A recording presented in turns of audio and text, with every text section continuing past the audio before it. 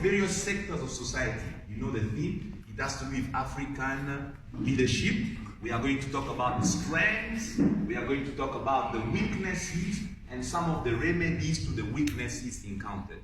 So the 4 areas that are covered, we have covered the political area, we have covered the family area, we have covered the religious aspect, and we have also covered the academic aspect. So the first question has to do with the political aspect, and the main speaker is Pastor John. So the question says, what are, oh, let me also sit down. I'm so, yeah, let me stop being a preacher. It's like an interview. Right. So the first question says, what are the 2 of the most common, okay, what are 2, because there are many problems, you can't look at all of them. So we wanted you to share with us 2 of the most common problems that we have identified within African political leadership systems. And what are approaches that leaders can use to remedy to the 2 problems that have been identified? Yes, Pastor John, the floor is yours. Thank you so much, Mr. Jonathan. I'd like to greet everybody. You all look wonderful. You want to clap for yourself? Thank you. I want so much to take this opportunity to thank you for inviting me to this platform. I feel honored. I was listening to the profiles of these 2 gentlemen, and I'm humbled. It's an honor and a privilege. I recognize all the pastors in the room. Thank you for gracing me. Praise God. Now, to answer your question, this perspective, the success of any system, political or any system, depends on leadership. And no wonder we're talking about leadership today. But as Christians, I want to start on this note, that no system was ever designed for your own personal failure. Now, this is very important. We are not of this world. There is a system of this world. Political system is one of it. And we had a role to play. And for us to execute our role, first we must understand. And that leads me to your question. What are some of the challenges that we have in society, particularly with our political system, political leaders? I've identified some, but on more principal level, because if we have to go down, the list is endless. It's corruption to so many of them. But the first problem that I've identified, Brother Pastor Jonathan, is on leadership perspective. For us to understand and appreciate the problems that we have, we need to understand what is leadership. Because I don't want us to now be discussing what is wrong with the leaders. Question is, who is the leader? Leadership is the assumption of responsibility. The leadership is not left to the presidents, to the premiers, to the councillors, to the mayors. In the South African context, for example. And leadership rather, is the assumption of the responsibility. So when something is going wrong, Pastor Jonathan, we tend to say the politicians are wrong. We tend to say that our leaders are wrong. When there's corruption in society, the first people that we think of are the politicians. What are they doing? We all turn to TV to hear what they have to say. But we need to understand that first, you are a leader. It is your responsibility. Now, that paradigm shift of mindset, it does away with many of the questions that we have in society today. If we could all take the responsibility, we will be a far much better society. And this runs across Africa, not just South Africa. So I thought that was the first problem. I'd like to bring the attention to us, all of us, that if there is crime, if there is pollution, and God cares about this, Pastor Jonathan, the Holy Spirit is able to tell you, pick up the piece of paper, you passed it. It tells you that God is concerned about this. And He's not bringing your attention to what President Ramaphosa still has to do. Praise God. Yeah. The second question is African perspective. So I said leadership perspective. The second challenge is African perspective. We are tempted, our leaders rather, because Africa is still developing. They say Africa is rising. How are we rising? We are looking at the West and we're saying, what have they done? What are the best practices? But we fail to look at the uniqueness of Africa. There are things that have been done in the African way, African experiences. We take best practices from the world, from the West, from the East. We want to impose them on Africans, and they are failing dismally. And we are using those failures to now characterize and define ourselves, to characterize and define our need to say that they have failed. And I know you said two, but because of time, let me touch on this other one. And that is, with your permission, Pastor Jonathan. Yeah. Okay. And that is succession. Yeah. African governance. Let's look back. Before we speak of democracy, in most African societies, not just in South Africa, if you're from Limpopo, you know, or other parts of Africa, governance has been sort of based on kingship and kingdoms. And when you're a king, you rule for life.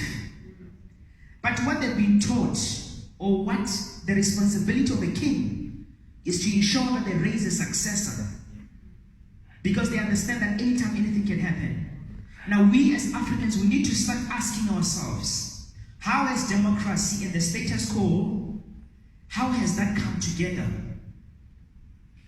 The African leaders now, in terms of succession, that is not happening. Something is wrong. They want to remain, we see it from Kwame Nkrumah to even now some of the current presidents in African countries. They have insisted on remaining, on clinching to power. And that has had its own detrimental effects. So that's number one problem. I don't think we've appreciated that as Africans. And I think that leads to many other problems. And if I had time, I was going to say that we are not willing as African, and I'm talking to you as leaders now, Pastor Jonathan, that because we want to stay long in power, and that's what we've observed, there is no willingness. So in South Africa, if you're a president or if you're a mayor, there is this short-termness because you are about to go out of power. There is no thinking in future. And because Dr. Joshua is now the premier of Western Cape, when I come here to become the premier in the next 5 years, all the visions that he had, the hopes that the society had, the dreams that they had, they are now going to fade away. New visions are going to be birthed forth. Now, at what cost? The resources, the time, the lives. We have lost so much as Africa. And some can say, we then need to question democracy. How is it working? We can make it work better. And that's where I want to end it for now. I'm sure we'll have more discussions. Thank you very much.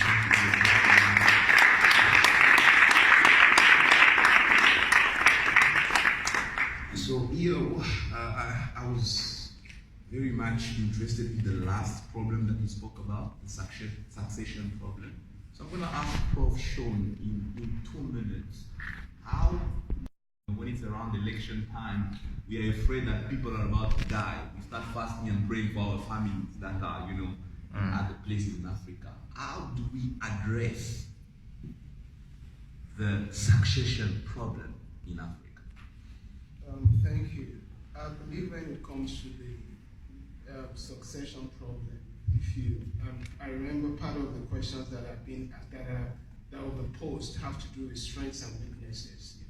For example, if we are to look at the kingship thing, which is monarchy, which has been practiced from several centuries in Africa, the strength of monarchy is the fact that you raise a son, and as you start right from the beginning, you start raising the son. They are brought up in a particular way.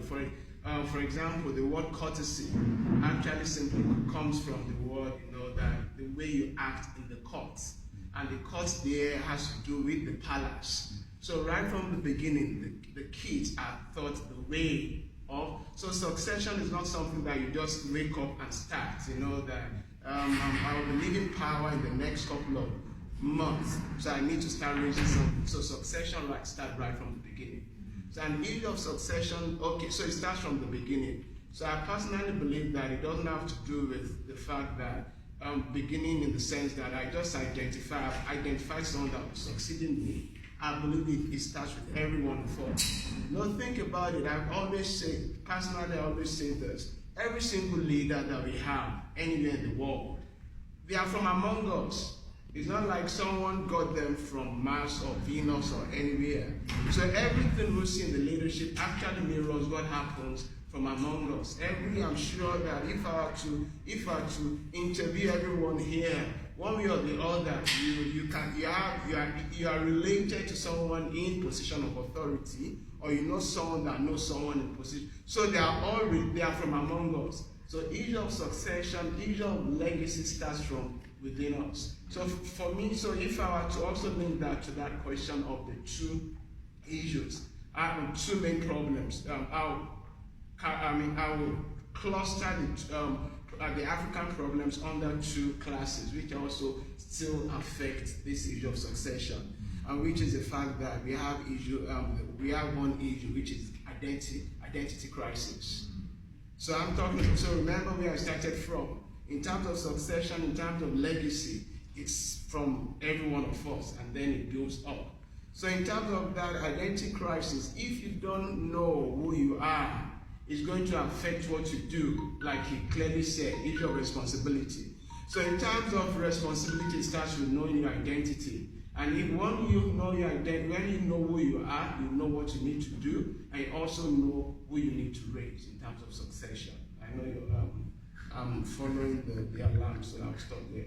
Okay, thank you very much. Can we praise God for this answer? Yeah, so Prof. Sean, what you are saying is preparing future leaders. Yeah, thank you very much. So, yeah. And that preparation isn't just about the current leaders, it's about from among us. It's about from within us. Yeah. Wow. Thank you very much. Time is running out. We are going to touch the religious aspect. I hope we got some light into the political aspect.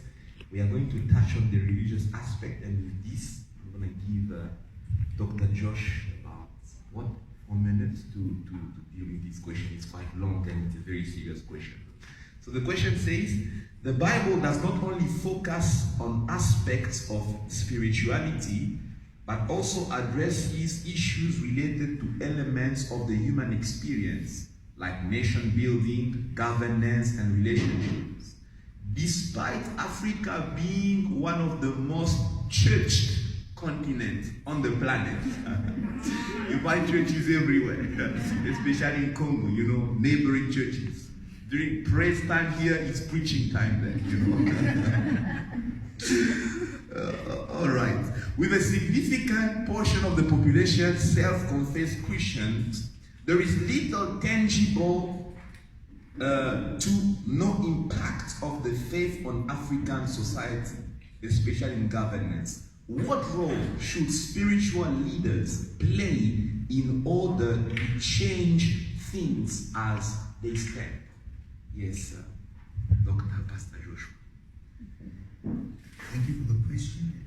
Thank you for the inputs of our distinguished panelists.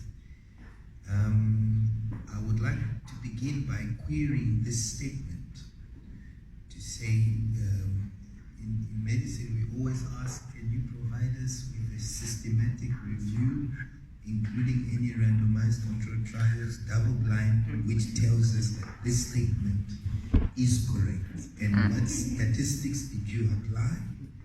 So I think I would query that, and I will not even give my interviewer the opportunity to answer because he hasn't got the evidence. So it is a perspective. Yeah, and I think that we should begin there. And we have to begin and look at the case of South Africa. And we have to look at the case of post-apartheid and the resolution to the ills of apartheid. They did not have a purely non-religious solution. They had a spiritual, social, psychological, economical result or solution. The truth and reconciliation is a principle that I don't know of in any study of psychology and other studies or in any field. These are principles of faith. This is where we see a symbiosis of faith and other areas of knowledge. And we then say, it's almost that thing that a parent would say, tell the truth, for the truth will set you free. We almost see such a very basic principle which is expressed at the national level and averts an entire civil war. And we ask ourselves, how did that turn out? And at the helm of this entire apparatus of truth and reconciliation, who did we have? The Archbishop Desmond Tutu. And by that, we completely refute this statement, totally, that the fact that people in Africa pray, it helps to reconfigure their mindset from a psychosocial, but I add psychospiritual, because it's a dimension that we cannot measure, a dimension that we do not understand. I'm going to throw in a certain aspect and just conclude. I don't want to speak more. I just wanted to bring a counter argument for us to think about, because I can't tell you how the Archbishop Desmond Tutu and the team went about doing what they did. I don't know what informed their decision, but it worked. And it's very interesting. There's so many things in medicine for which we have absolutely no clue how they function, but they work. And that's why we prescribe. For example, all this psychiatric medication, I'm sorry to say this, there is no scientific background of a true mechanism of action. But we know if we give you, you are going to calm down if you were telling us stories. So this is the beauty of human existence. There is what is scientific and empirical, and there is the aspect that is transcendent. We don't understand. And so I'll bring you, I like two main things. In the entire book of psychiatry, you read about this condition and that condition, and they come to the part of addictions, and they write just there, and my time is finished, they write there at the bottom that they have observed that people with addiction who have accepted Christ, and they don't say Christ, but have joined a particular belief and system, have had a much more better outcome in terms of abuse of substances. So I believe that until now, we do not know the effects of faith. We cannot measure them. But one thing that we know, that faith has always been, it has always been a great outlet, a great opportunity for people to express their inner emotions, and therefore reducing the expression, the raw expression of anger. So I'm sorry for not touching the leadership aspect, but I just wanted to bring this to in order to better answer the question with an actual event. Thank you. Thank you very much. very powerful. I see you've touched a lot the social aspect, the psychological aspect. I'd like to ask Pastor John to come on the economical aspect.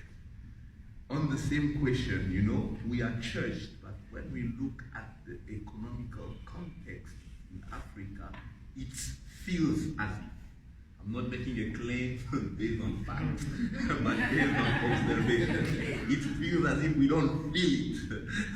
Yes, so what would you say in that in 2 minutes? Thank you so much once again. We all have a role to play. Yeah. And let's come home, Christians. I think African people, when it comes to the message of faith, I think we've understood the message of faith very well. And on the other side, I, just from observation and from the Word of God, from the Scriptures, there is an aspect that is lacking. We believe, we see, we believe that you rather spend time praying. Father, we thank you. Oh, the economy is improving. I'm getting a job. Oh, I'm number 1 in my class. Oh, bara baba.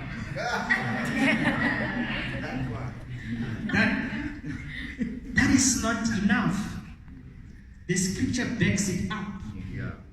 Number 1, while we're still talking about this, I would say that if you want to see a change in your country, number 1, pray. Now, why is it number 1? Because no one can pray other than you. There is no one who has been given the authority to pray other than you. So if you don't pray, no one will pray. There are things that prayer does, but there are things that prayer cannot do. When we pray for our leaders, we pray as we enter those atmosphere. We need, I dare say, we need Holy Ghost-filled young people in these spaces of politics, for example. I was speaking with Pastor earlier on. That yes, we need another Chief Justice who is going to speak in tongues in Parliament. We need a President who is going to lift up the name of Jesus high. Why? Because he is the only answer. While we debate about these issues, we should not shy away from what is the truth. The truth, Pastor Jonathan, and the time. He wants to police the engagement. The truth is Jesus Christ and his message.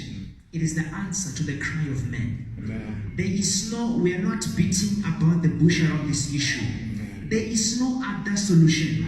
Now we have the solution. Now if you pray and you stay in your room and go to campus and come back, and after you graduate, work for a company, go home and come back, and that's your life, you will complain, you will keep praying. Now but imagine if all of us, half of us were in cabinet, others are leading in society. Look, we will, the Bible says that we are the light of the world. Where are you shining? How can you just shine in your room? Where is darkness? You don't just say, oh, it is dark. Oh, past 10 years, 9 years, Zuma has taken this country down. Where were you? It was dark. Where were you? The Bible says that you are the light of the world. So it's something that we have to change. And I was a pastor on campus, and I'll tell my guys that if you don't study, yes, there are no failures in Christ. God is not going to fail. But you're going to repeat. Repeating is not failure. God doesn't want you to go far and then embarrass him. So you will repeat. Study to show yourself approved. Yes, be diligent so that you can stand. He said you will stand among kings and priests. You be diligent in your work. You pray, but you be diligent. You study. God is interested in us being sagacious. There is the intelligence that is the intelligence of God, the wisdom that is of God.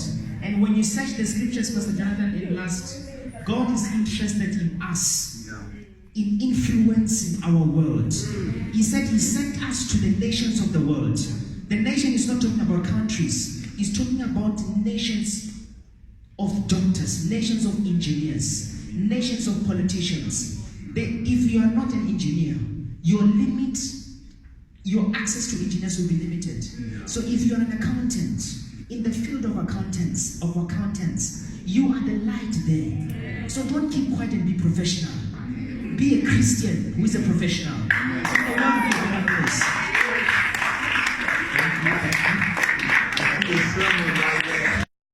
And then we're going to go to your question. On the On the issue of- religious aspect, and then we will go straight to the question. Yeah, just to corroborate what the two other panelists have talked about, that I think many of us are lazy as Christians. You know, we've every time we talk about faith, we relegated faith to mystery. You know, anything, and that's what is happening. So anything you cannot explain, you know, there is a level to things you cannot explain, which Dr. Joshua had already mentioned. That's one thing that there will always be that. But before you get to that point to say you cannot explain, you must have done something. But many of us, we don't bother to do anything. So the same things of mysteries we have in our culture is what you brought into, let's put it as religion. We know, you and I know that it's beyond religion, we're talking about relationship. So that's what we've done. And remember, but if you go through the scriptures, when the scripture talks about mystery, which is repeated several times in the scriptures from Old Testament to New Testament, mystery are things God has hidden for you, not from you. What do I mean for you? Meaning that He has kept them, waiting for you to unfold them. That's the meaning of revelation. So, for example, when your mom, Christmas is coming, or possibly there was a sale in August, mom has got shoes for you for Christmas. So He's eating those shoes in August because you need them when? December for Christmas. So He's not eating them from you. She has hidden them for you. So many times we are so lazy that we don't probe. You know, going back to what we talked about at the book launch, it's hard to say. Many Christians have refused to apply their minds. And until we start doing that, remember that was a revolution that Martin Luther brought about. He applied his mind. He started that, you know what, he cannot just keep studying everything in Latin. Let's bring it to the level of everyone, so that everyone can. And that was what he did. And that's what brought about that. Remember, think about it, the word Protestant is a negative connotation. It means rebellion. You protest. Yes, we say, yeah, we are Pentecostals, we are Protestants and the rest. But that was the original connotation. But look at what He has brought about. So if you want to bring about revolution in terms of Christians transforming things, we need to start applying our mind. We need to start getting into the marketplace. Talking about the marketplace, your ethnos. You know, when the Bible talks about nations, nations means ethno. It's from the word ethnos, which talks about your ethnic group, many people who speak the same language as you. So wherever you find yourself, you need to influence people. And that's what we need to do. So wherever you find yourself, that's a good hit. You know, stop hoping to be like Pastor Emmanuel. Stop wasting your time. Stop hoping to be like Pastor Jonathan. Wherever you find yourself, that is a pulpit. Use it for God's glory. Use it to influence people. Use it to cause transformation. Bring about leadership.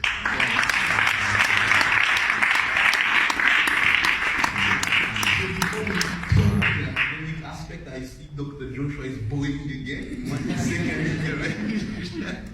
but then I'm only giving 2 minutes. I'll take 1 minute. I'll take All right. It was just on the financial aspect, and I think I wanted to highlight 3 important characters in the Bible. The first one being Joseph, the second one being Daniel, and the third one being Solomon.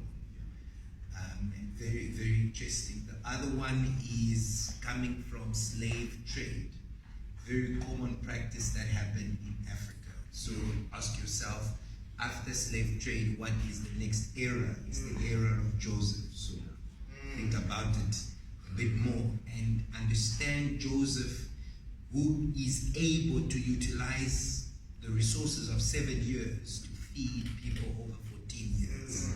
So limited resources is not limitation. It just requires a Joseph kind of generation. So let us assess these situations we are seeing around. Everyone is saying, okay, we are finishing our reserves. Thank you very much for finishing the reserve. Joseph is waking up somewhere. So that is the first phase. The second phase is the phase of the Daniel. Again, Daniel, it is the university phase. Joseph didn't go to university. Daniel went to university. And that's where you are. So you must ask yourself, what is it that you are doing with your varsity? And he used his both intellectual and spiritual aspect of things in order to explain the experience of the king. I would just throw this out there. You have no idea how much spiritual attacks the politicians have. And if you will be that PA who can say, you know what, if you see that snake, it means 1, 2, 3, 4, 5. Let us pray. I promise you, they will never come to TV and say, my PA does this. You will be the secret hero. And finally, it is the Solomon generation. Solomon said this one thing. He said, my father had been so preoccupied by warfare that he did not have time to build a temple. So we must understand, in Africa, our parents have been busy. They've been busy. Most of your parents could not get to school. And so you are in the Solomon generation. So yes, that's why today I think I'm attacking the questions. The questions are not a reflection of truth.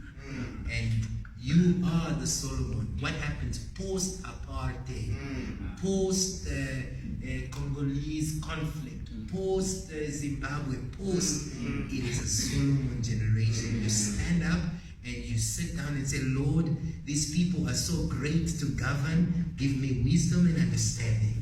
And the Bible says Solomon made gold and silver as common as stones. That's a challenge to you.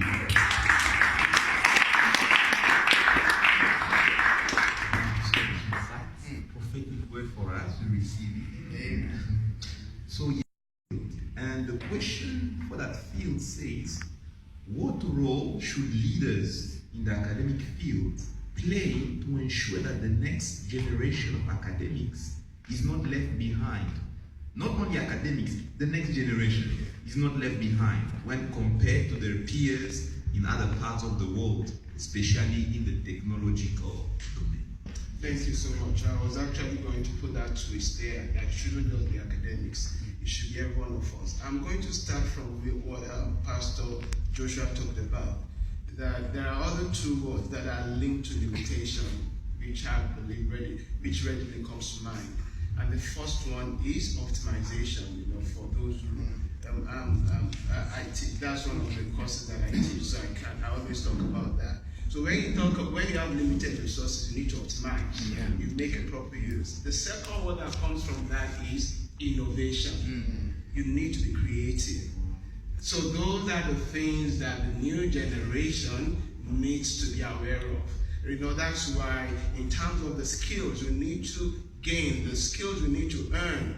In as much that the university tries to incorporate all the skills, but we keep saying, you know, if we go back to the issue of Daniel again, if you read the book of Daniel chapter 1, you see there that Daniel, and in as much that they spent 3 years, you know, they were taught certain things. There was a curriculum, there was a syllabus, but they taught the issue of conviction. They weren't taught that. It was Daniel that decided, you know, we shall not do this. So those are soft skills that school won't teach you. Those are soft skills that church church needs to keep talking about. That's why EMS, something like this is here. Those are the things that need to come to the fore. So we need to start pushing for things like that. We need to start challenging the status quo. That was what the pastor was talking about earlier on. You know, this is what has been, this is what will be. It's only God's word that will remain the same. Every other thing will change. So we need to start challenging the status quo. We need to challenge the culture. We need to challenge the certain practices. We need to start challenging, relooking at certain doctrines and the rest. So those are the issues of innovation. Those are, the Bible says in the book of Matthew 9 from verse 15 to 17, it talks about that you cannot put new wine in an old wineskin. Depending on the version you read. And then it says you need to put new wine in new wineskin. But you find out that that's what KJV says. But most of the contemporary version says fresh wineskin. There's a difference between new and fresh. So for example, I had freshened up before I came here this morning, before I got here, same with every single one of you. But it's different from a baby that was just born today. That baby is new. So that means from today onward, every time the baby takes a bath and the rest, it's been refreshed. So we need to start refreshing. We need a renewal. That's where innovation comes to mind. We need to open up our minds. So in terms of school, in terms of everything, in terms of academics, 3 other things that I want to quickly add. Yes, school is going to, as much as possible, school is going to give you experience. Because your lecturers has this experience, it passes it down and the rest. So, and also you've been in school for 3 years, 4 years, or whatever. So school will give you experience. School will develop your expertise as well. But beyond that, you need exposure.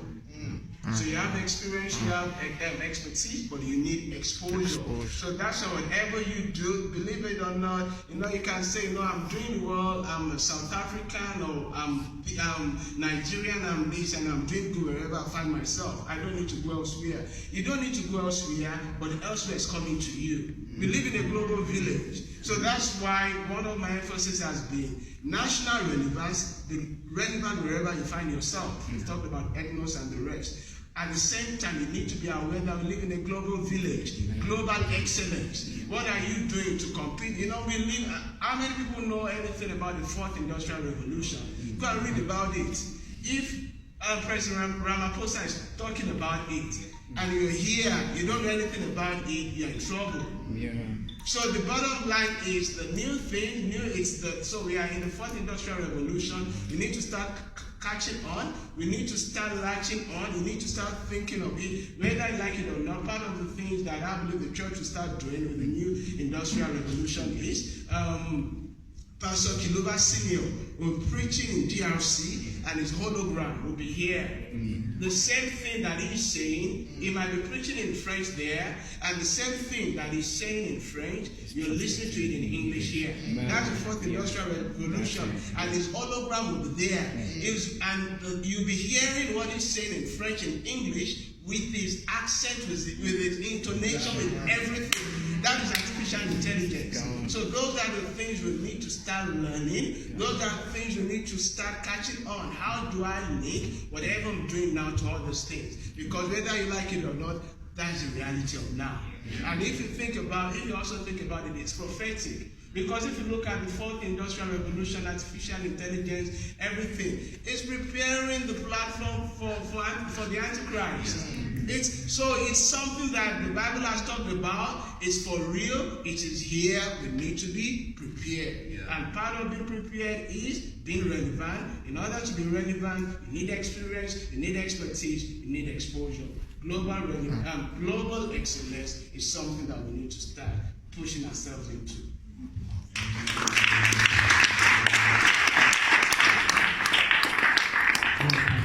So I'm going to take 1 minute devotion on this, but it's going to be for 1 minute. And then we are going to move to the family question. 1 minute. Okay. 1 minute. All right, Pastor John. Thank you, sir. I'm thinking, how do we make sure that the next generation of academics is not left behind? I'm not sure what's happening in other African countries, but in South Africa, I don't know who's listening, who's got influence out there, but we need to capacitate many more other institutions of higher learning in terms of research. UCT, Wits University, UP, University of Stellenbosch, these are very well capacitated in terms of research, but we need to go down now to other institutions like WUSU, like other universities in Limpopo. CPUT. Right here. So So we need to pump in money. Research is money. There's no point of saying we need more academics, but you have not prepared the ground for them. So we need to prepare and help these young people to be inspired to want to get involved in these fields and develop. And mentorship and supervision. Thank you.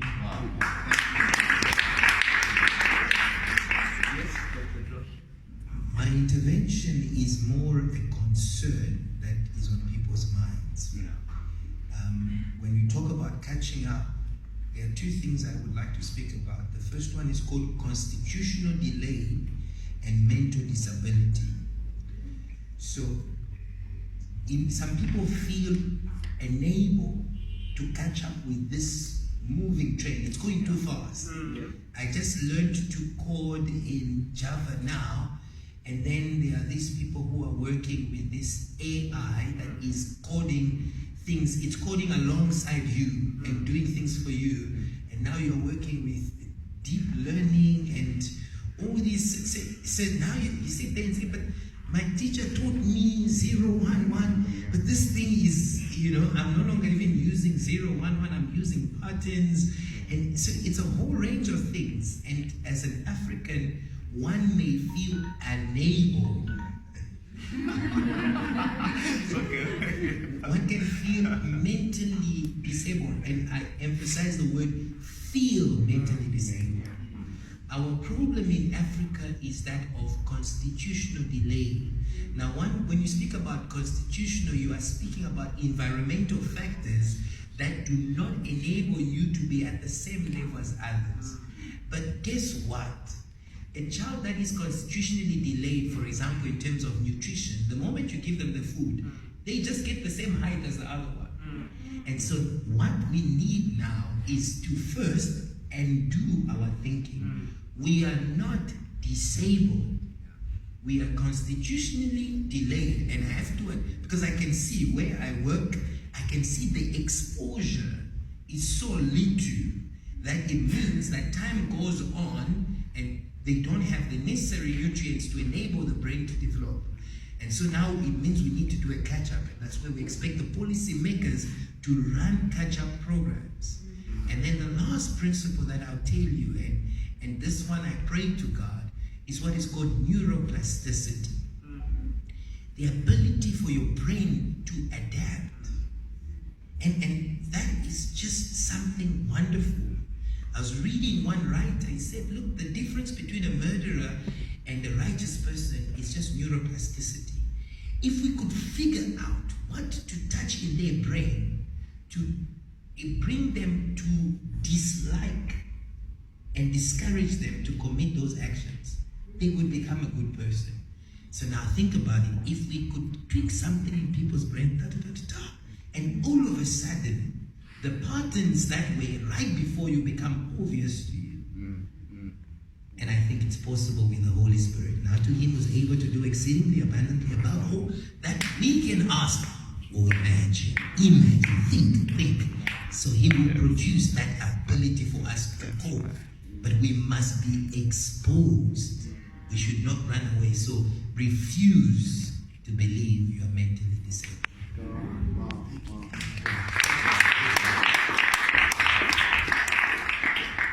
The last we take questions from I hope you are preparing your questions already. We had said that we will take 2, but our time is gone. We are only going to get 1 question per table. So already agree on that. So you've got 1 question regarding the family aspect. And on this one, I will give to all the panelists, but the time will be very limited, about 2 minutes for the question. So the question says, what are some of the strengths and weaknesses you have identified in leadership within the family unit in Africa as opposed to the Western family setup? And how can the weaknesses be addressed to ensure that families are healthy and functional? And this one I'm going to start with Prof. Shorty. Alrighty, thank you. So if you look at the question, there are issues of strengths and weaknesses regarding the issue of family structure you know, one thing that is common to Africa, I mean, wherever you're from, oftentimes we talk about Ubuntu as Ubuntu, but if you are to look at it, you can have it in different languages as well, but it's something that is common across. It's an African thing. So that is the strength. That is the strength, you know, that needs to be translated. We have it in the family structure, the issue of the issue of community. We need, you know, oftentimes to say it takes a village to raise a kid. So we need to bring that back. And when you have that, we need to infuse that rather into issue of leadership and the rest. So that's one major strength. And so in terms of our culture needs to be relooked at. There are strong parts in our culture that we need to retain. And there are things in our culture that we need to discard. So we need to start looking at those things. So when we do that, we'll be able to decipher and then be able to say, you know, these are the issue of strength, these are the issue of weaknesses. Another thing that I want to quickly say is that we know that we live gradually in Africa. It's not just, I know that according to statistics, it's prevalent currently from at least what I've read, it's prevalent it's a general prevalence now, which is the issue of absence of fatherhood. So fathers, we don't have that, it's lacking. So you think it's just a South African problem, but it's a general problem. So that's one problem because that goes back to the issue of mentoring, whatever we're talking about. So when fathers start going back to issues of taking their responsibilities, and what are the key responsibilities of fatherhood, which is translated to leadership. The key responsibilities of fatherhood, a father is supposed to be a pastor, shepherding his family. You know, the Bible says in Jeremiah 3:15, I'll give you pastors I'll give you shepherds who will feed you with knowledge and understanding. And then the other responsibility of fatherhood, which is still about leadership, is being a priest. A father is supposed to be a priest. So same thing with other leaders. And what do priests do? Priests represent people before God. So that's what priests do. And then we have the prophets. And what do prophets do? Prophets represent God before the people. So fathers need to go. So those are things that we have in the family structure that needs to be translated into leadership. So we need to, you know, things that we have in our culture, those things, we need to really look at them and you know, things that need to be imbibed and translated into leadership. Thank you very much. Wow, thank you. Yes, Mr. Joe. Thank you so much. Okay. So I'm from town planning, civil engineering, and I'm thinking of the impact. Thank God for the Holy Spirit, because I did not have an answer for this question. But if you look at South Africa, I'm speaking about South Africa now, and how the country is developed, how it has affected the family unit. Prof spoke about the absence of fathers. A family, what you need to do to get it to be dysfunctional and quickly that translates into the patterns of society is to take out the father. Now, for whatever reason, however you take him out, if you take him out, there's a disorder automatically, and that disorder very quickly translates into societal patterns. So in South Africa, the way, for example, town planning has worked, that low-class income people, which is across racial lines, in particular black people, they've been displaced, for example, in far areas.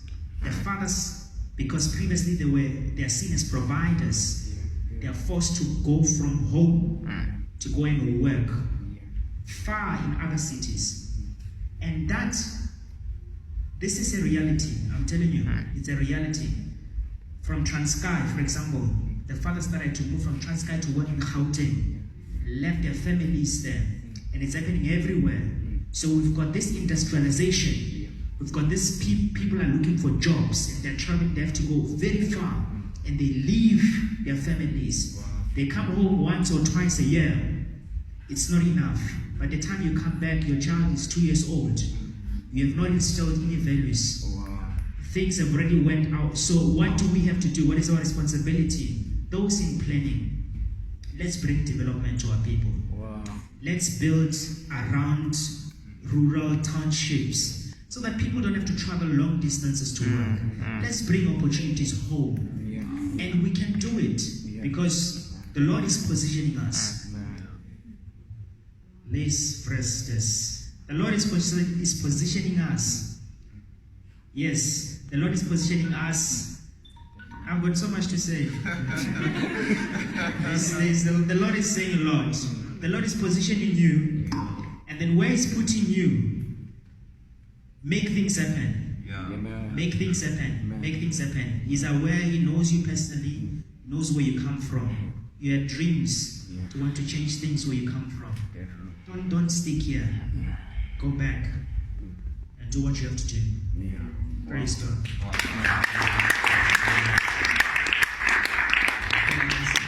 Strategic entrepreneurship. Yes, that's something there. All right. I think I would like to add on what they've spoken about, and I think we have a problem. And there's the absent fathers, there is the former absent fathers, and there's the current absent fathers.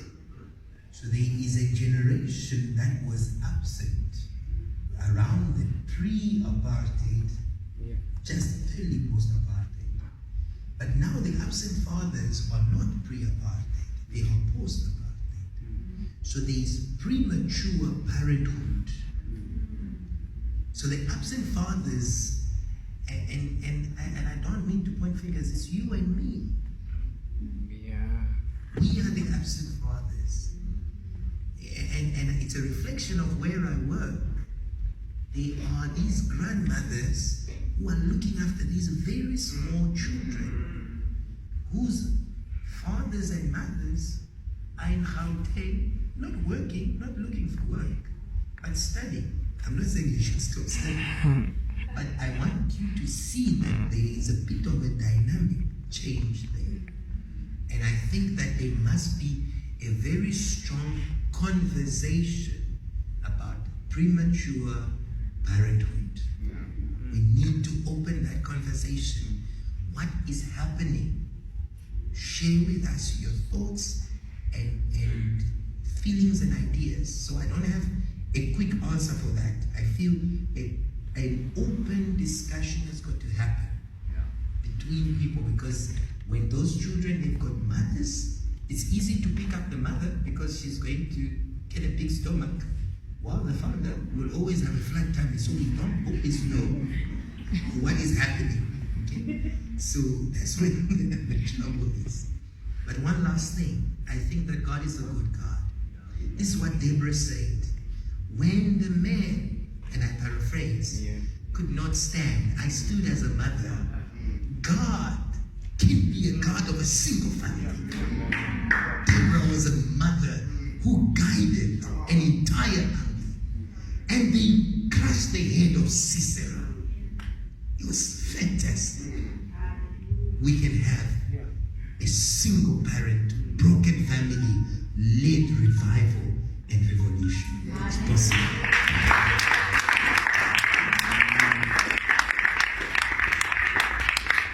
And we are ready to take a few questions from the. We're gonna take 5 questions for this one. Can we have 1 question per party? Just to go with time.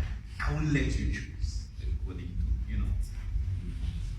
you are so much in a rush. You have other people that Dr. At is going to give the question. Yeah, there is a microphone. Alright. So you start by introducing yourself so that we know you, and then you can ask your question. Hello, my name is Ati. I'm a medical doctor by profession. And I wanted to ask, so we've talked about and even defined what leadership is, but I'm not sure if we've created systems that are able to build such leaders, whether it's those who are still coming or those who are current leaders. I'm not even sure that our politicians or our political leaders understand what the 4th industrial revolution is. And if they don't even know, besides the political implications, what the financial, economic, or even like the social implications of such are, how do they even lead a country into that. I've heard of soccer academies, I've heard of many academies, but just not a leadership academy. Is that something that's maybe possible, or anything, or any structure that's built to raise people who will give solutions to our society and grow into roles of leadership? Wow, thank you very much for the question. Okay, can I respond to that? Sure, we'll take the Yeah, question, yes. I believe when it comes to establishments, I think that's what I can use to say that it has to be both formal and informal. So in as much that the formal ones are not, there are academics and the rest, but I think we need to start pushing for the informal ones. This is informal, for example, we're here.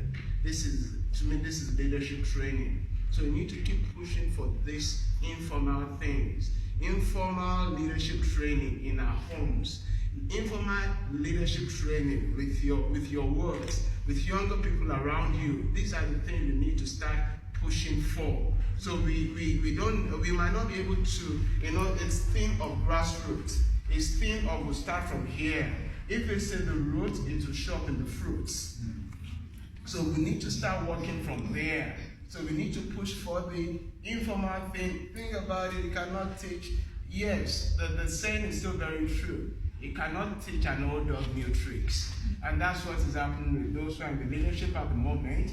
Yes, you're saying that they need to push. Remember the Bible verse that I quoted earlier on of new wine in fresh wine skin. So we need to start, and the reason being that when you put new wine in fresh wine skin, it's going to grow together. So that's what we need to do. We are the fresh wine skins. We need to start putting the new wine into our fresh, and then so the formal academics might not be there. We might not be able to even if they are there, they might not be able to afford them. That's the bottom line. That's the truth. Think about it. All our leaders, South Africa, DRC, Nigeria, is something we keep talking about. And if you are from any other part from Africa, their kids are not raised in their home countries, eh? Their kids are not raised in their home countries. I remember when I was schooling at Rhodes, most of the kids that I reached in school that are using big cars there were kids of ministers from Zim. We actually used to call Rhodes University, we used to call, it's fine, let's take it. Yeah, so I remember that we used to call Rhodes, the word has escaped my mind now. We used to call Rhodes University something Zim, I've forgotten what we called it then. What we used to call it then. So that's the thing. So we might not be able to afford those academies. But we need to start enforcing, establishing informal academies. So get mentored. And in terms of mentorship, we talked about it in the other side today as well. We do the forward mentorship and the reverse mentorship. Adopt mentors. Look up to people. I was chatting earlier on about I've only met Senzo. We've not even met, formally, physically. But I've met him today, and those are things. Adopt people, speak to people. That's what I'm trying to say. Speak to people. Speak to people. Impact. Speak to people. I'm talking about going up now in terms of we can tap something from Pastor Joshua and also pour into people. Impact. There's something in you that you can point to someone else. So let's start establishing those informal academies in our own way. Be an establishment. How many people are here at the moment? If you count 50, 60. So let's build those 60 establishments. Let's build those 60 living academies to raise future leaders.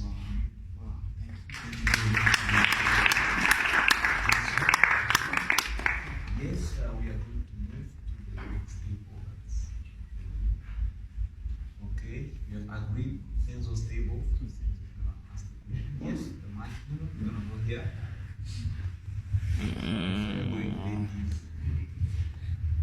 So introduce yourself and then you can ask. you so much. My name is Senzo. Yeah, wow. I've learned a lot already. However, I'm just going to ask a quick question on behalf of my team. My question is phrased as this: in the midst of pluralism and inclusivity, unfortunately, that the world we live in, how do we address religious differences as African leaders?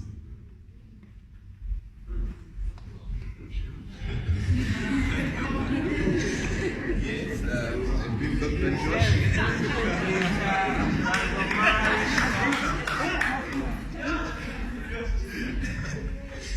Yes, but not to attack the so I want to take the two words, pluralism and the other one in the midst of inclusivity. Okay. And how do we deal with our religious differences? And so the first thing that we have to do is remove the glasses of pluralism and or dualism, because I think that we've got more dualism than pluralism. Yeah. We've got more a battle between a Western kind of faith and an African kind of faith that creates an African God and a European God, and that is not polite to tell God that he's African. So he would be very offended, you know, and I'm sure that the Chinese and the Indians would turn around and say, guys, what's happening with you? You know, so I think the very important thing first is to see that, you know, and I'll take you to what the Apostle Paul said, and that's, we want to reframe all preaching and faith to bring it to what he said when he was by the Areopagus, amongst the most intelligent minds of his time. He said, it pleased God to take all men from one blood. And he begins first by describing that the life form of human beings is what matters. He allowed them to live on the earth and determined their borders. So it pleased God. The borders did not create another God. He said it's the same God.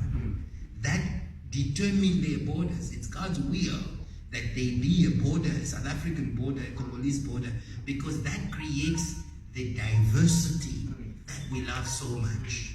You know, there are days when I want to cry on a song of Rebecca, but there are other days when I want us to dance on a Congolese tune, because so and it's that, and I for me, I'm a citizen of the world, because if you're going to tell me, you know what, I must just eat mohodu all the time, it gets boring. There are times I want to eat macaroni, and there's times, I'm sorry to say this as a doctor, I just want to eat junk.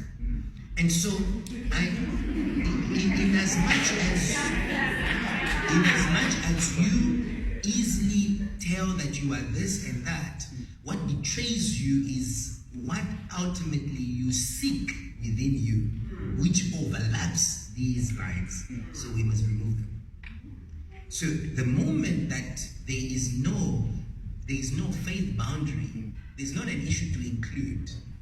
We almost look to one God. Yeah. There is one God, one Savior, one baptism, and one Lord, and that's Jesus Christ. And if all men look to him, he shows no favoritism, and that is the key to become inclusive, and not to hold on to a particular practice which in itself doesn't hold divinity. Practice cannot hold. Where will we build you a house?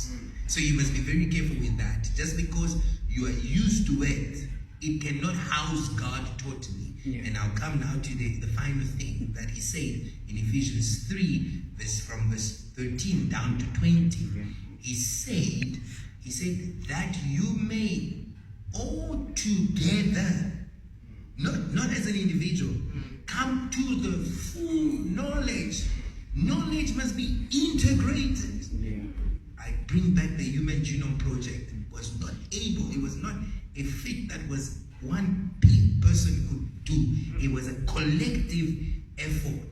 And I'm sorry to say this, but it's the truth. In as much as you think that Africa is behind in the fourth industrial revolution, there is something that Africa has got to offer to it. And until Africa offers it, we will not have the full understanding. And we need to become scientists like Newton, like these other guys who were looking for a unifying principle. They were looking for one equation that will define life in itself. And I'm sorry, it's not an equation. It is God. God is not a principle. It's a person that you can receive in your heart and you can connect to the rest of the people. So I don't know if I answered your question, but Follow-up question. You're gonna have a chat. Yeah, that sounds good. All right. You're going to take Zezetu's question. Yes, introduce yourself and ask. Good afternoon. My name is Amati. And on behalf of our group, we just want to find out, specifically in South Africa, why is it that we give power to people above a certain age, specifically in presidents? Do we believe that leadership is based on age, or do we believe that a certain people cannot lead? In Africa, not South Africa. I think that's a very good question. South African history is very unique and it's very particular. So that's why it's actually very interesting and exciting to be a young leader in South Africa. So if you are a young leader, you should be excited because the challenges are out of this world. South Africa, where we come from, let's look at for the past 10 years, the leaders that we have are the people that have delivered to us this freedom, this incomplete freedom that we have. If you understand what I mean, raise up your hand. So, this is my thought. It's my opinion. I think that the leadership that we've had, especially in the political arena, are the people that have fought for the freedom that we have. And so therefore, I don't know to call it an entitlement or it was due that they were in these positions, they occupied them. And this was planned because some of them, even during the struggle times, they were taken to get education overseas. So there was a training that was happening. And it appears that this was all planned. But we are entering into a new phase. A new phase where the political leaders of the day will not be those who can sing the struggle songs better. Who will not be those who can quote Biko like that. No, we're entering into a phase where what will determine who must lead us, it will be what they really have to offer. That's why now what political parties are doing is that young people, as radical as you are, go and get education. Because that's where we are going. So I don't want anybody, I told myself that I was not involved in struggle, and I was not very involved in politics that intensely, but it does not mean that you are not qualified to lead, especially now. It's a new phase, like I'm saying. And so, with this new phase, age doesn't matter. We are seeing it now. Look at Parliament, look at the Sixth Parliament. The Sixth Parliament, there are lots and lots of young people, most of them less than 28 years. Some of them just graduated from university and they're already in Parliament. Now think of the Seventh Parliament. Because now the Sixth Parliament, with all these young people who are going to advocate for the voices of the young people, more young people are going to be inspired. Many of us who are going into politics, and many of you are coming into politics, doors will be opened now. Because if doors will open for the few that have made it into the positions of influence now, with no young people involved. Now imagine now, we've got young people in Parliament, we have them in strategic positions, they're leading their CEOs companies, and now you are coming in with your education, with your passion. Now we need passion now. We need young people who are going to be passionate, who are going to want to serve the people. And that's what is going to differentiate. So age won't matter. I'm very excited about the future. You should be excited too. So get ready. Subject yourself to training. Don't be a leader who cannot be led. He talked about mentorship. Right now, go and fight. Get a mentor. Subject yourself to training. You cannot lead if you've not been led yourself. You need somebody who can say stop, then you stop. Leaders who are causing problems are those who have never been accountable. If you've never been accountable from your home, you've always been the one making decisions. To university, you've always been the one leading societies. You've never been led. Subject yourself to leadership. Squeeze yourself when the time is right, and God likes that. God uses people that have been trained.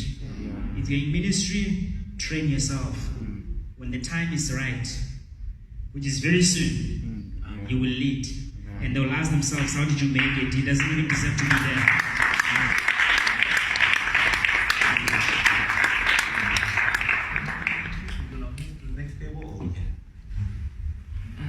Yes. How many more tables do we have? We have this one and the last one. Which table are you asking? Yes, introduce yourself and ask. Greetings, my name is Ayana. So in our group, we're focusing more on the problems on the African leadership. And so our question is, how do we eradicate the old way of thinking? The old way of thinking, which is the constant desire of wanting to be helped and not helping themselves. The leaders that want to be helped but not having the ability to help themselves, as well as the cracks in succession, as well as Jesus. Yes. But then the hand-to-mouth system. We also spoke about the hand-to-mouth system. How do we eradicate such old ways of thinking? The hand-to-mouth system, and also the constant desire of wanting to be helped and not helping themselves. Yeah, I think for me, that's one issue. It's a cultural thing. It's a mindset. So I would say cultural and mindset, in the sense that, and by now you should know that when you talk about culture, it's about the behaviors, it's about the generally accepted norms. So you're getting to that point where people, there's a sense of entitlement. And that's one thing that we need to avoid, that is not translate. We need to start shaking off from ourselves as youth. What the pastor mentioned something like that earlier on. If you look at those, Zezeto said South Africa, but no, that's how it is in virtually all the African countries. Actually, it's also in the West. It's also in the West. Old go-go's are in the leadership, also in the West. But they are working on balancing, in the sense that you have the old ones and then you have the new ones. So the old people are there for stability and structure, while the younger ones are there for function, for dynamics. So it's everywhere. So we need to ensure that we shake up the entitlement. Entitlement issue comes in different forms. The entitlement issue with the older generation is that we fought for struggle. If we fought for struggle, we need to be in power. The entitlement mindset for the newer generation is, I need to be helped. So that's it. I need to be helped. I'm on ego, which is what the pastor talked about earlier on. You are not disabled. And think about it, the other concepts, which is similar to the issue of neuroplasticity. That's one concept that I love talking about as well, neuroplasticity. I haven't read Dr. what's his name again? The one that divided the successful surgery of Siamese twins. Yeah, Ben Carson, one of my favorites. And then there's this other concept of, if you don't use a part of you, any physical part, if you don't use it regularly. For example, if you look around, if I ask you now who has biceps, we'll be looking for the people who are muscular. Every one of us have it. The only thing is you've not used it. So because you've not used it, it's disabled. Because you've not been lifting, we've not activated our biceps and our triceps. So that thing of I can't, you can. I can see someone that has has been talking about having a personal gym. It will happen. It will happen. Yeah. So as I was saying, so that's the thing. You can't be helped if you don't. So we need to shake that off. This issue, and then also the issue of hand to mouth. It's going to perpetuate until it's I don't know how to put it. It's a difficult situation. The hand to mouth will continue to perpetuate because what happens in many African homes is that you have 6 kids. You've sacrificed things for 5 to raise one to send one to the university. And when that one who gets to the university graduates, what happens? Everybody expects. You need to now give back. You need to do that. So what do you think would happen? The poverty you said you are trying to kill is going to perpetuate. It will continue. So I don't know how we'll address it, but that's one of the issues of hand to mouth. Another way of the issue of hand to mouth is that we do not think of the future. We just think about me, myself, and I. As long as that I'm sorted, I don't need to think about it. And that was what messed up Hezekiah in the Bible. The moment God told him that Hezekiah, this will happen to you. I mean, Hezekiah had so many good things, but it's the hand to mouth mentality that messed him up. The moment the prophet said, "You know what? I wouldn't do this in your own time. I'll do it in the time of Manasseh, your child." What happened? Hezekiah was like, "Yeah, I'm all good." So until we also start thinking about people coming ahead, it's not just about me. When we start doing that, so we need to shake up the entitlement thing. We need to start thinking about people ahead of us. We need to start relooking at the cultural setup, the setup of things. If we don't do that, think about it. Those are, because part of the questions we haven't addressed today are things that we can learn from the Western culture. That's in those questions, but we haven't really talked about it. One of the things we can learn from them is this. You see someone from the Western culture, a teenager. A teenager is already using a car, and in many cases, that teenager has a car from his grandparents. So in a way, this person is set already. So we need to start preparing. The Bible talks about it, a righteous man, makes things ready for the future generation. But in our own case, it's the reverse. It's always the reverse. So if we don't reverse what the norm is, the hand-to-mouth thing will perpetuate. So those are things we need to start addressing, and it starts with you and I. So if you don't help the issue of the issue of being helped. Does that address, so those I believe, so those are things we need to start thinking about. And I love the way every panelist has been talking. If you look at it, most of the answers are things to do to enlighten us. And I believe that's why we are here.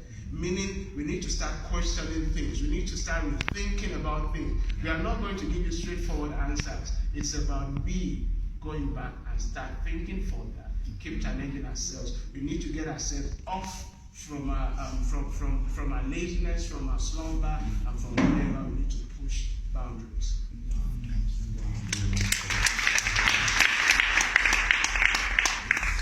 Take the question from this table.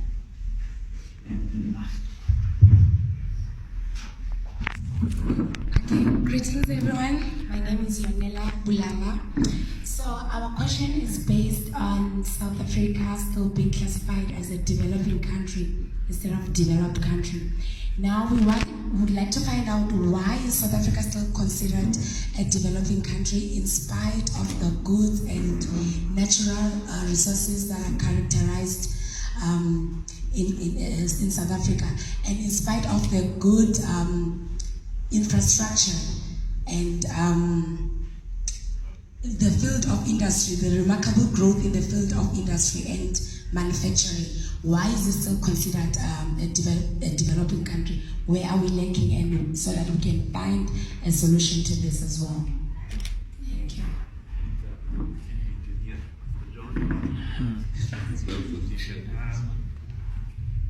It's actually very simple.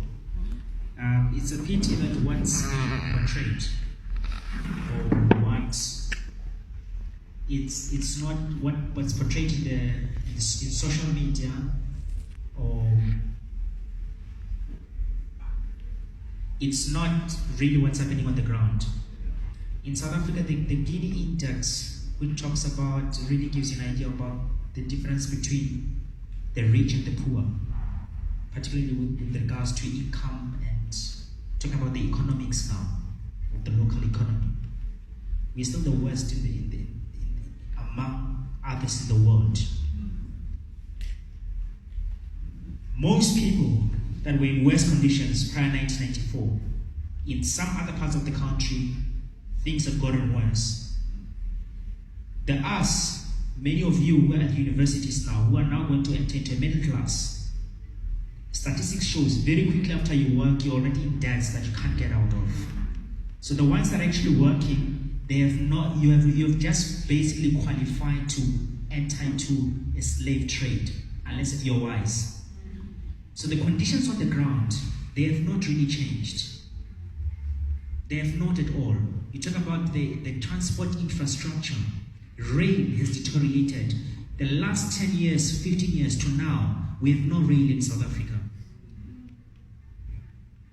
Public transport is still used by black people.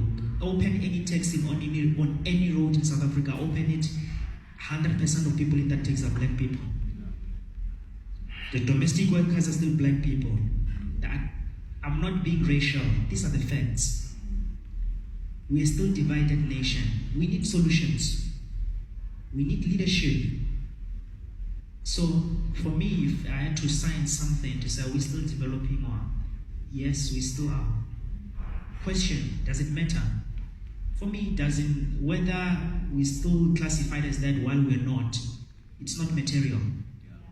What's material is we need to start seeing changes at the grassroots levels, and that we're not seeing. See Cape Town, for example, it's the best city among, I don't know, it's always named the top city, but right, go to Philippi, go to Yanga, South Africa, if you fly over, Pastor, sorry, can I say this? But in South Africa, you fly, the inequalities are tangible. You fly over, people are shocked. I was speaking to a friend of mine, he's in Australia. I said, what is the difference between Australia and South Africa? He said, well, and he's a Zimbabwean. He said, well, here, it's not very clear between the rich and the poor. No. It's not. No. In South Africa, you fly over, just when you leave Cape Town, you fly over, you see there's this years like these people are coming from some, years, it's just, and it's everywhere, it's not Cape Town. Go to Limpopo, go to Eastern Cape. We still have a long way to go. But it's exciting, right? Because you and I, we have a role to play.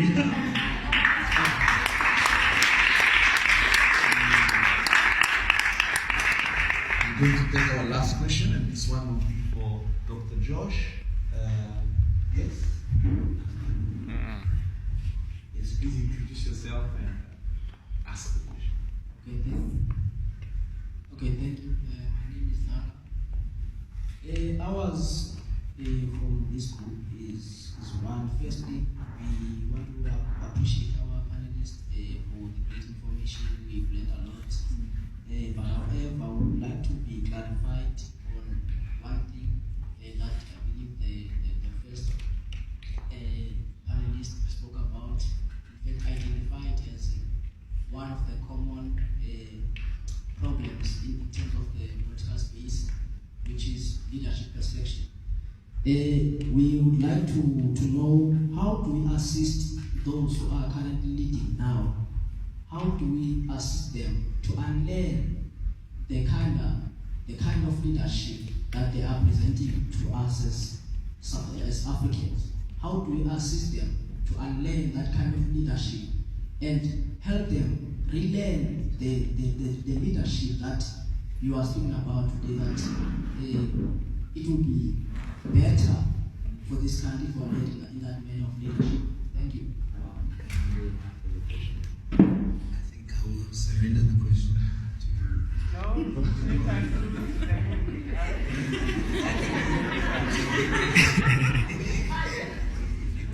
Very well praised what you said. All right, Prof. So how can you unlearn? I think that's a summary, right? You know what, for me, it still goes back to the fact that it's difficult to change those to make a change up there. I'll go back to my key verse again. If you put new fresh wine in old wine skin, what's going to happen? It will burst. Yes, we can keep exposing them. It's a shame.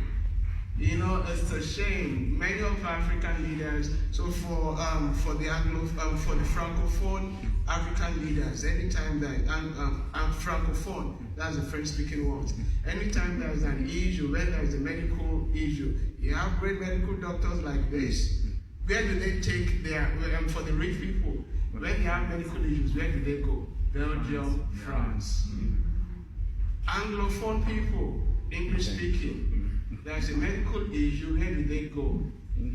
England, America.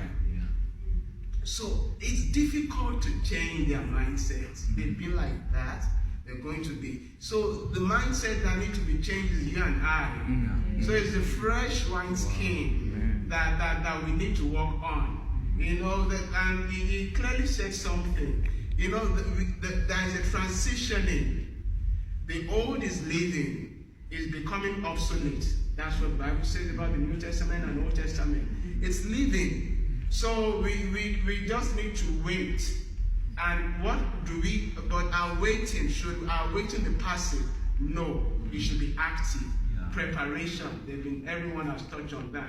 You need to be preparing. Look at that. If Jesus Christ, who was 100% man, 100% God, went through preparation. If the person that was called the greatest, John the Baptist, went through preparation. If Daniel, Daniel served at, was it 3 to 5 regimes? He was in governance for 3 to 5 regimes. If he went through training, how about you and I? Even for the beautiful Queen Esther, she went through preparation, 12 months. So if we don't do all those, so for me, yes, we can let them realize, we can make them acknowledge, we can bring it to their awareness, but you and I need to start addressing these issues. So I'll say that again, for those people, the old ones, we can make them aware, we can make them acknowledge, but for it's you and I that need to start addressing. It's difficult for them to do that. It's difficult to teach an old new tricks. It's very difficult. You know, they be like that. It's very. We've all got parents, uncles, and the rest. My dad has been taught how to use. After a while, I had to take it easy on him. He'll be turning 75 soon. At least, thank goodness, he's doing it well now. How to call me on WhatsApp. He does video call, but he doesn't know. So after the call, I'll be the one to cut. You've been able to dial. You can't cut. Just cut that. It's as simple as that. So it's difficult. That's what I'm just trying to say. Some would, some can. You know, for example, I know President Ramaphosa has been talking about 4th Industrial Revolution, but when it comes to the nitty-gritties, I don't know if he can really defend the nitty-gritties. I doubt it. So, but the bottom line from that, what is aware, is acknowledging, but we need to do what? Address. Thank you. If everything fails, pray. Thank you.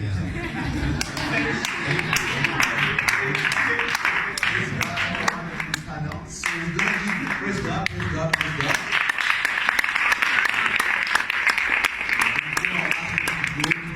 I'm going to give them, I'm going to choose the awkward time. I'm going to give them 1 minute and 12 seconds for them to So, I'm just closing word, general comment, yes, and advice for young people. Yeah, we're going to start you from Sean. So for me, the final thing is that we need to remember that an African, so I'd rather read from so that I can. An African leadership without an African focus is an Africa heading for the rocks. So we as youths, we need to be aware. So I say that again, an African leadership without an African focus is an Africa heading for the rocks again. So in as much that we can learn things from the West, we need to define things that suit us, so that you wouldn't be putting a round peg in a square hole. So we need to do that. We need to define things, and one of the ways to define things is our identity. Don't wait for someone else to validate you. Validate yourselves. So validate yourselves. Don't let someone come to tell you that you are brilliant, you are beautiful, and the rest. Start with you telling yourself you are beautiful, you are brilliant. God has made you. You are beautifully and fearfully made. So your identity, do that, and then you can take it on.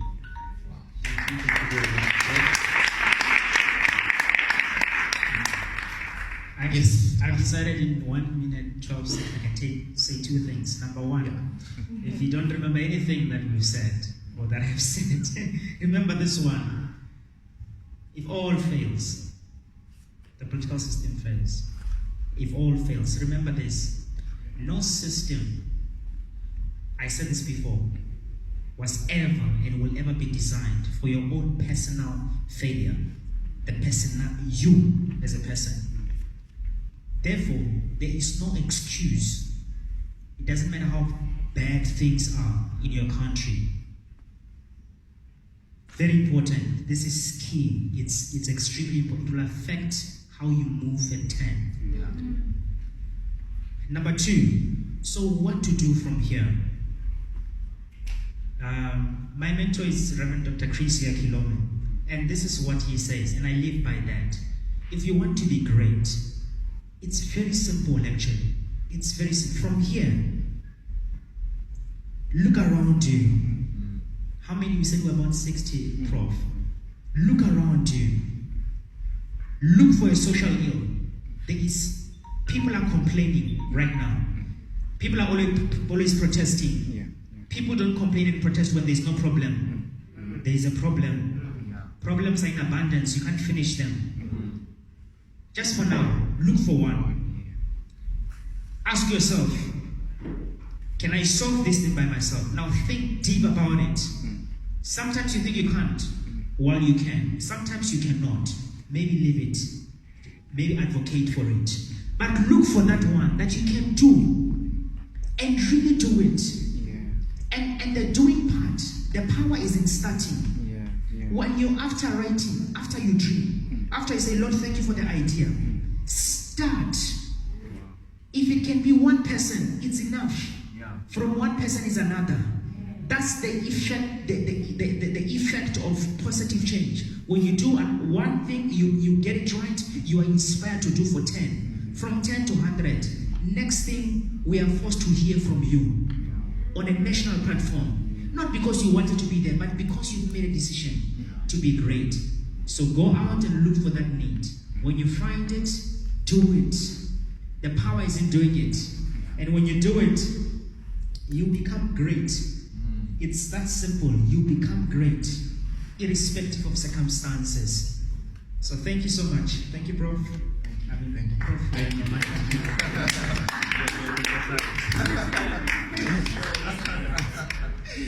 Yes, Dr. Josh. I think my last word is rather simple one. He said it is James, he speaks to us. He says, don't just be listeners of the word, but be doers of the word. He creates his own word, doer of the word, because he wants us to remember. I think the only time I've seen someone use that, it's him alone.